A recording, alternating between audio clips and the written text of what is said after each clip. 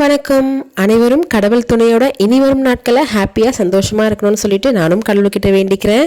வருகின்ற ஏப்ரல் 1ஆம் தேதி நமக்கு பங்குனி உத்திர பெருவிழா வரப்போகுது இல்லையா? ஸோ அதுக்காக என்னென்ன விரதம் இருக்கணும், எப்படி இருக்கணும், என்னென்ன பண்ணலாம், என்னென்ன பண்ணக்கூடாது, எத்தனை நாட்கள் விரதம் இருக்கணும், என்னென்ன விரதம் இருந்தால் என்னென்ன பலன் கிடைக்கும்ன்ற வரைக்கும் எனக்கு தெரிஞ்சதை நான் உங்ககிட்ட ஷேர் பண்ணிக்க போகிறேன். வீடியோ ஸ்கிப் பண்ணாமல் முழுசாக பாருங்கள். அண்ட் வீடியோக்குள்ளே போகிறதுக்கு முன்னாடி நம்ம சேனலை இது வரைக்கும் சப்ஸ்கிரைப் பண்ணவங்களுக்கு எல்லாருக்கும் ரொம்ப ரொம்ப ரொம்ப தேங்க்ஸ் சொல்லிக்கிறேன். அண்ட் சப்ஸ்கிரைப் பண்ணாமல் யாராவது பார்த்துட்டு இருந்தீங்கன்னா மறக்காம சப்ஸ்கிரைப் பண்ணிக்கோங்க. இந்த பங்குனி மாசத்துல உத்திர நட்சத்திரமும் பௌர்ணமி திதியும் ஒன்னா வரனால தான் நம்ம பங்குனி உத்திரமா கொண்டாடுறோம். இந்த உத்திர நட்சத்திரம் ஆரம்பம் நாள் பாத்தீங்கன்னா மார்ச் 31 மதியம் 3:20 மணிக்கு ஆரம்பிச்சு மறுநாள் ஏப்ரல் 1ஆம் தேதி மாலை 4:17 மணிக்கு முடியுது. இதே போல பௌர்ணமி திதி ஆரம்பிக்கிற நாள் வந்து பாத்தீங்கன்னா ஏப்ரல் 1க்கு தான் பௌர்ணமி திதி ஆரம்பிக்குது. அதுவும் காலையில 7:38க்கு ஆரம்பிச்சு ஏப்ரல் 2ஆம் தேதி காலையில 7:58க்கு பௌர்ணமி திதின்றது முடியுது. உத்திர நட்சத்திரமும் பௌர்ணமி திதியும் ஒன்னா வர நாள் என்னன்னு பாத்தீங்கன்னா ஏப்ரல் 1ஆம் தேதி புதன்கிழமை அன்னைக்கு தான் நமக்கு பங்குனி உத்திரம் வருது. ஃபர்ஸ்ட் இந்த பங்குனி உத்திரம் எப்படி விரதத்தை ஸ்டார்ட் பண்ணணும், நம்ம பங்குனி உத்திரம் அன்னைக்கு என்னென்ன பூஜை முறைகள் பண்ணலாம் அப்படின்ற வரைக்கும் நான் 1 by 1 சொல்றேன். இந்நேரம் வந்துட்டு 48 நாள் 21 நாள் விரதம் இருக்கிறீங்க. இந்நேரம் ஸ்டார்ட் பண்ணியிருப்பீங்க. ஒரு சிலர் மாலை போட்டிருப்பீங்க, ஒரு சிலர் மாலை போடாமலே விரதத்தை ஸ்டார்ட் பண்ணியிருப்பீங்க. நான் இப்போ சொல்ல போகிறது 11 நாள் 6 நாள் 7 நாள் 3 நாள் 1 நாள் அப்படி விரதம் இருக்கிறவங்களுக்கு நான் எப்படி ஸ்டார்ட் பண்ணணும்னு சொல்லிட்டு ஃபர்ஸ்ட் சொல்லிடுறேன். இப்போ நீங்கள் விரதத்தை ஸ்டார்ட் பண்ண போறீங்க, 11 நாளில் ஸ்டார்ட் பண்ண போறீங்க, இல்லைனா 6 நாளில் ஸ்டார்ட் பண்ண போறீங்க, இல்லை 3 நாள், இல்லை அன்னைக்கு 1 நாள் மட்டும் எப்படி ஸ்டார்ட் பண்ணாலும் முன்னாடி நாளே வந்துட்டு வீடை ஃபுல்லாக க்ளீன் பண்ணிடணும்.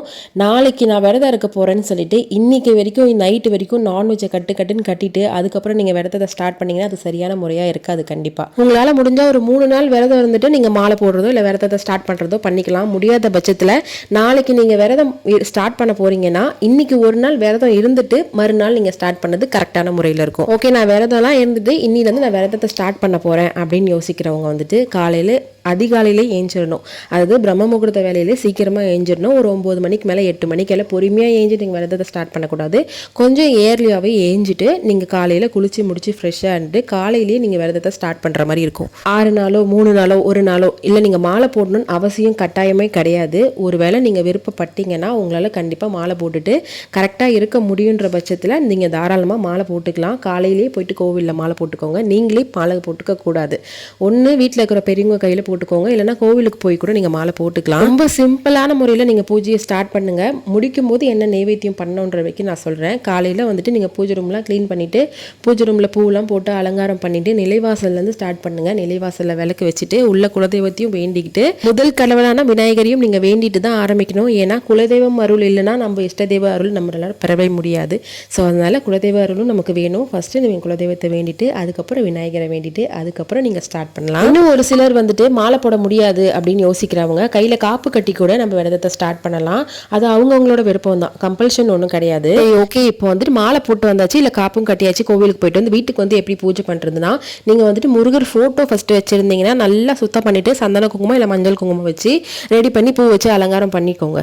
அப்படி இல்லை சிலை தான் வச்சுருந்தீங்கன்னா அபிஷேகம் பண்ணுறது ரொம்ப ரொம்ப நல்லது. உங்களால் முடிஞ்சதுன்னா ஒரு 6 அபிஷேகம் பண்ணுங்க. பொறுமையாக உட்காந்து ஓம் சரவண பவன் மனசுக்குள்ளேயே சொல்லிட்டு 1 by 1 ஒரு அபிஷேகமாக நீங்கள் பண்ணிட்டு வரலாம். இல்லை என்னால் ஒரே ஒரு அபிஷேகம் தான் பண்ண முடியும் அப்படின்ற பட்சத்தில் ஒரே ஒரு டம்ளர் பாலால் மட்டும் வச்சு நீங்கள் அபிஷேகம் பண்ணிக்கலாம், பரவாயில்ல. அதுக்கப்புறம் சுத்தமான நீரால் தண்ணி ஊற்றி நல்லா அலசி எடுத்துட்டு அந்த குங்குமம் இல்லை மஞ்சள் குங்குமம் வச்சு அலங்காரம் பண்ணிட்டு பூ வச்சு அலங்காரம் பண்ணிட்டு நீங்கள் எடுத்து வச்சிருங்க மனையில். காலையில் பூஜை நம்ம அபிஷேகம் எல்லாம் பண்ணி முடிச்சாச்சு. அதுக்கப்புறம் காலையில் சிம்பிளாக நீங்கள் நைவேத்தியம் பண்ணி முடிச்சிக்கலாம். உங்ககிட்ட என்ன ட்ரை ஃப்ரூட்ஸ் இருந்தாலும் பரவாயில்ல, இல்லை ஃப்ரூட்ஸ் இருந்தாலும் பரவாயில்ல, இல்லை ஒரு டம்ளர் பால், இல்லை வெற்றிலை பாக்கு வாழைப்பழம் அந்த மாதிரி ஏதாவது வச்சு நீங்கள் விரதத்தை ஸ்டார்ட் பண்ணிக்கலாம். விரதம் இருக்கும்போது முழு நாளும் உங்களால் பட்டினியாக விரதம் இருக்க முடியுன்ற பட்சத்தில் நீங்கள் இருந்துக்கோங்க. இல்லைனா பால் பழம் அந்த மாதிரி எடுத்துக்கலாம். அப்படி இல்லைனா ஒரு வேளை ஸ்கிப் பண்ணிட்டு அப்படி இல்லை 2 வேளை ஸ்கிப் பண்ணிட்டு அந்த மாதிரி நீங்கள் விரதம் இருந்துக்கலாம். பங்குனி உத்திரம் அன்னைக்கு ஈவினிங் மேலே நீங்கள் கோவிலுக்கு போயிட்டு விரதத்தை முடிக்கிற மாதிரி இருந்தாலும் பரவாயில்ல, இல்லை வீட்லேயே பூஜை பண்ணி விரதத்தை முடிக்கிற மாதிரி இருந்தாலும் பரவாயில்ல. முடிஞ்சா முருகருக்கு அன்னைக்கு ஒரு நாள் ஏதாவது ஒரு ஸ்வீட் வச்சு நீங்கள் நைவேத்தியம் பண்ணுங்க. முடிஞ்சா சக்கரை பொங்கல், இல்லைனா கேசரி,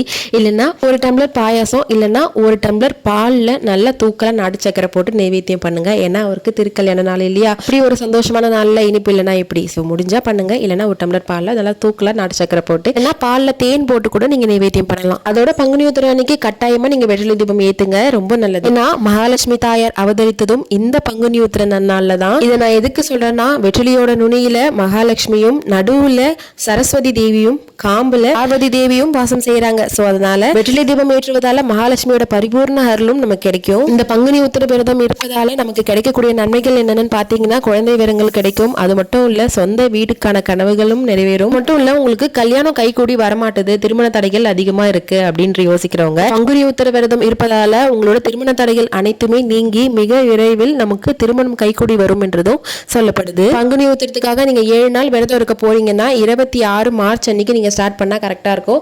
1ஆம் தேதி அப்ப முடிக்கிற மாதிரி இருக்கும். அதே போல 3 நாள் விரதம் இருக்கிறவங்க 30ஆம் தேதி ஆரம்பிச்சு மார்ச் 30ஆம் தேதி ஆரம்பிச்சு ஏப்ரல் 1ஆம் தேதி முடிக்கிற மாதிரி இருக்கும். இல்ல நான் 1 நாள் விரதம் தான் இருக்க போறேன் அப்படின்னு யோசிக்கிறவங்க ஏப்ரல் 1ஆம் தேதி புதன்கிழமை நீங்க காலையிலேயே விரதத்தை ஆரம்பிச்சுட்டு சாயந்தரம் 6 மணிக்கு மேல நீங்க விரதத்தை முடிக்கிற மாதிரி இருக்கும். நம்பிக்கையோட விரதத்தை ஸ்டார்ட் பண்ணுங்க. நல்லபடியா விரதம் இருங்க. எல்லாத்தையும் அவர் பார்த்துப்பாரு. விரதம் இருக்கும்போது ஒரு சிலர் பண்ற தப்பு என்னன்னா தண்ணியே பெருசா குடிக்க மாட்டாங்க. ஸோ அந்த மாரி மட்டும் தப்பு பண்ணவே கூடாது. தண்ணி எவ்வளோக்குள்ள குடிக்கிறீங்களோ அது உங்களுக்கு தான் நல்லது. நீங்க நல்லபடியா விரதத்தை ஸ்டார்ட் பண்ணி அதே போலவே நல்லபடியா முடிக்கணும்னா உங்க உடம்பையும் கவனிச்சிக்கணும். ஸோ அது ரொம்ப முக்கியம். அதனால விரதத்துல இருக்கும்போது தண்ணி குடிக்கலாமான்னு சொல்லிட்டு நிறைய பேருக்கு டவுட் இருக்கும். தண்ணிக்கு பிரச்சனையே கிடையாது. நீங்க எவ்வளவு வேணா தண்ணி குடிக்கலாம். நம்மவும் சொல்ற விஷயம் என்னன்னா உங்களால முடிஞ்சா மட்டும் பட்டினி விரதம் இருங்க. இல்லைன்னா நல்லா சாப்பிட்டு கூட நான்வெஜ் மட்டும் அவாய்ட் பண்ணிட்டு நீங்க அவருக்காக விரதம் இருக்கலாம். ஆனா விரதம் இருக்கும்போது முழுமையா ஓம் சரவண பவ ஓம் சரவண பவன் சொல்லிட்டு உங்களால மனசுக்குள்ள சொல்லிக்கிட்டே இருங்க. ஏன்னா முருகர் புக் வேல்மாறல் படிக்கிறது இல்ல திருப்புகழ் பாராயணம் பண்றதுன்னு சொல்லிட்டு நிறைய இருக்கு. ஸோ அதெல்லாம் கூட படிக்கலாம். ரொம்ப ரொம்ப ரொம்ப நல்லது. இன்னொரு முக்கியமான விஷயம் என்னன்னா இந்த பங்குனி உத்திர அன்னைக்கு நீங்க கோவில்ல போயிட்டு முருகருக்கு அபிஷேகத்துக்காக பால் வாங்கி கொடுக்கறது ரொம்ப ரொம்ப ரொம்ப நல்லது. அது மட்டும் இல்லாம நீங்க விரதம் இருக்கும்போது பங்குனி உத்திர அன்னைக்கு ஒரு 10 பேருக்கு இல்லைன்னா ஒரு 5 பேருக்கு இல்லைன்னா ஒரே ஒருத்தருக்காவது நீங்க அன்னதானம் பண்ணுங்க. தானத்திலேயே சிறந்தது அன்னதானம் இல்லையா? ஸோ அதனால அன்னதானம் பண்றது உங்களுக்கு அதிக அளவு பணம் தரும். முடிஞ்சா உங்க கையாலே செஞ்சு கூட எடுத்துட்டு போய் கொடுக்கலாம். அது இன்னும் ரொம்ப நல்லது. ஐ ஹோப் கண்டிப்பா இந்த வீடியோ ஒரு சிலருக்காவது யூஸ்ஃபுல்லா இருக்கும் நான் நம்புறேன். இந்த வீடியோ உங்களுக்கு பிடிச்சிருந்துச்சுன்னா மறக்காம லைக் பண்ணிக்கோங்க. சேனலை மறக்காம சப்ஸ்கிரைப் பண்ணி வச்சுக்கோங்க. அப்பதான் நான் அடுத்தடுத்து போடுற வீடியோ உங்களுக்கு நோட்டிபிகேஷன்ல வரும். ஓம் சரவண பவ. வெற்றிவேல் முருகருக்கு அரோகரா. நெக்ஸ்ட் வீடியோல பார்க்கலாம்.